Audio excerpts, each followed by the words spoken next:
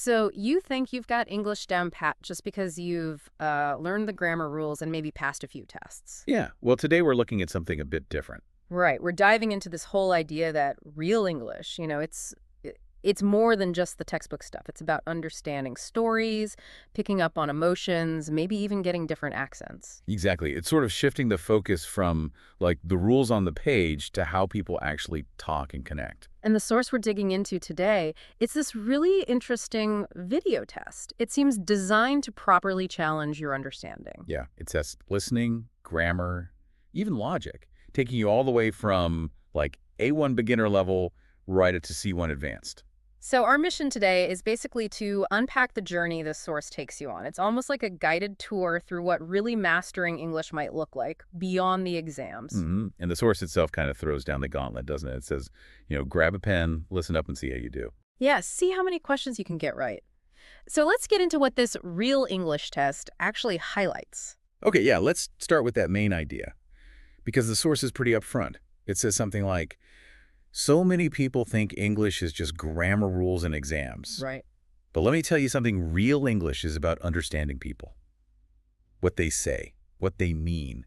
It's really pushing back against that purely academic view. And that's where it gets interesting, I think. It's not just, did you use the right tense? It's more like, can you actually follow someone's story? Do you get the feeling behind what they're saying? Exactly. It's aiming for that more holistic understanding. Can you function with the language in a real-world way? It doesn't just throw you in the deep end. It builds things up. Right. It starts right at the beginning with just understanding a basic story. Which takes us nicely to the first section we wanted to look at, the A1, A2 Beginner Listening Challenge. They start you off with a short story. Pretty straightforward. Yeah, it's a relatable scenario. This guy, John, he's at the supermarket, ready to pay. Oh, no. Yeah, exactly. Reaches for his wallet, it's gone. He starts searching, getting that panic feeling. We've all been there. Or feared it. Right.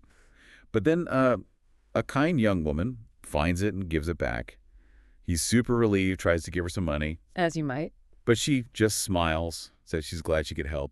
Nice, simple story. Simple, yeah. But it's testing. If you can follow that sequence, pick out the key bits of info, and the questions reflect that, right? Like, why couldn't John pay? And who found the wallet? Did the woman take the money? Basic recall. But then they throw in a vocabulary question, but in a clever way. Yeah, what do you think groceries means? That's smart. It is, because it's not asking if you learned groceries from a flashcard. It's asking if you can work it out from the context he's at a supermarket trying to pay. You infer it means food items, and that's a core skill, isn't it? Using context. The source does give you those little hints, like groceries are food items, and grateful means thankful. So even at the beginner level, it's linking story comprehension with understanding words in context. Okay, so stepping it up a bit now. Section 2 moves into B1, B2 territory. This is where things like grammar and usage get a bit trickier for learners. Yes, and the source handles these common intermediate issues, but again, tries to link them to how you'd actually use the language. Like reported speech. Reported speech. Always a fun one. Well, it gives you an example. She said she went to the concert, and it points out that might sound a bit off to a native speaker in many contexts. Right, because usually when you're reporting something about the past, the verb tense shifts back. So went, which is past simple, becomes had gone, past perfect. So the more natural way to say it is often, she said she had gone to the concert. It's about accurately relaying that past information. And they give you a little practice. He said he the book. So you apply the same logic. Past perfect of read is had read. He said he'd read the book. Precisely. Then it moves on to the passive voice. Okay. Useful when the action's more important than the doer. Exactly. The source uses the classic example. The dog chased the cat. Active. The cat was chased by the dog. Passive. The focus shifts to the cat. And they give a practice one to transform. Yeah. The teacher corrected the tests. So you flip it. The tests were corrected by the teacher. Puts the emphasis on the tests. Then you get conditionals.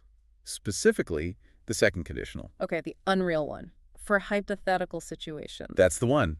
Things that aren't true now or aren't likely. The example is, if I had more money, I'd take more countries. Since it's hypothetical, you need would, so I would travel. Right. And the practice is similar. If I had more money, I travel more. Same deal. would. It just reinforces that structure for what-if scenarios. And the vocabulary in this B1, B2 section, it's not just single words. It's about phrases, how words fit It's together. collocations and stuff. Yeah, exactly. Like she's fond of cats. Which basically just means she likes cats. Right. It's about having different ways to say similar things. Other examples they give are, I like you is similar to I am fond of you. Or I need a break, meaning I need some rest. And it was tiring but fun. Could be it was exhausting yet enjoyable. It's about expanding your expressive range. Definitely. Okay, so after that, the listening challenge gets a bit tougher in section 3. This is a B2 mystery story. Ooh, a mystery. So, following a more complex plot now. Yeah, a bit more involved. It's about a character named Julie. There's this abandoned house nearby, rumored to be haunted. Classic setup. But Julie's skeptical. She decides to check it out herself. Brave. Or maybe foolish. Well, she goes in, it's all creepy, dusty. She hears a noise from the basement, gets properly scared. I would be. But she goes down to investigate, and she was like, it's not ghosts. What is it? It's a teenage band just practicing down there. No way. Yeah, and the best part, they admitted they started the ghost rumors themselves. Why? To keep people away so they'd have a free place to practice. Julie apparently found it really funny and ended up hanging out with them. That's brilliant. So this section tests if you can follow that narrative arc, the misdirection, the reveal. Exactly. And the questions check that. Why did people avoid the house? The rumors. Who was really inside? The band. Why spread rumors? Privacy. Did Julie go back? Yes. It's about tracking plot and motivation. Okay, moving up again. Section 4 takes us into C1 advanced territory. Grammar and vocabulary get quite sophisticated here. Yeah, they start with a kind of quick-fire grammar round. First up, future perfect. Okay. The example. By the time we arrive, the match. You Yeah. need to show the match will be finished before you get there. So, will have started. Exactly. Future perfect. Then there's past perfect continuous. That sounds like a mouthful. It describes an ongoing action in the past that continued up until another past action. The example helps. She had been searching for 2 hours before she found the book. Ah, okay. Yeah. The searching was ongoing for 2 hours, then she found it. It emphasizes the duration leading up to the finding. Precisely. And the second conditional pops up again, maybe just phrased a bit more formally. Mhm. If James were taller, he would play basketball professionally. Still the same if plus past, would plus verb structure for the unreal situation. And then they have this really neat vocabulary puzzle. How does that work? You get 3-sentence fragments with a blank. Saving money emergencies, pushed papers, and put feeling screen. Yeah, you need one word for all three. Yep. Tests your knowledge of phrasal verbs and idioms. Any guesses? Saving money for emergencies, pushed papers away, put feelings down. Doesn't seem like one word fits. Close, but the word is aside. Hmm. Saving money aside for emergencies, pushed papers aside, put feelings aside. Ah, aside. Okay, that's clever. It tests that idiomatic knowledge. It really does. And the final hurdle is another listening piece. The old man at the river. And this one sounds like it circles back to that initial idea of understanding deeper meaning. Absolutely. It's less about plot twists and more about feeling, symbolism. It describes an old man by a river, feeling a cold wind. Missing a mood. Definitely. He's watching a leaf float past on the water. And he has this realization. He's been stuck, just dwelling on the past. And the leaf, drifting away, becomes a symbol for him. Life moving on, you know? Right. And seeing that helps him make a decision. He decides to get up, leave the riverbank, and sort of face the future. It's quite metaphorical. Wow. Yeah, that's definitely testing more than just comprehension of facts. For sure. The questions reflect that. What did the old man feel?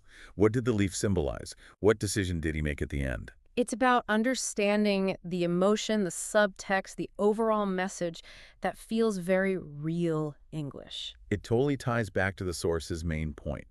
So looking back across this whole test, from the simple A1 story about the wallet, Through the grammar points, like reported speech and conditionals. the mystery story with the band, The advanced grammar and that tricky aside puzzle. we're right up to the symbolism of the old man and the leaf. Yeah. It really demonstrates what the source is arguing for. Yeah, it shows that knowing English isn't just about rules in a vacuum. It's about using the language in all these different ways, following stories, getting the grammar right in context, understanding vocabulary nuances, and even interpreting feelings and symbols. It covers a lot of ground, skill-wise and level-wise. And the source, well, it puts it back on you, the listener. How did you do? Where did you feel comfortable? Beginner, intermediate, advanced. But maybe the score isn't even the main point. What this deep dive really underlines, I think, is how we should maybe think about learning English. Hmm. It's not just an academic subject to pass. No, it's this living, breathing skill for connecting with people, understanding films or books or news, expressing your own thoughts and feelings. And the source nails it with that final thought. English is not just a language. It's a skill for life. Which is a powerful takeaway. It leaves you wondering, doesn't it? Beyond the grammar exercises and the vocab lists, how can you bring more of this real English understanding stories, emotions, context into your own learning? Yeah, how do you practice interpreting meaning, not just words? It's something to think about, not just for the next test, but for the next conversation, the next connection you make using this language.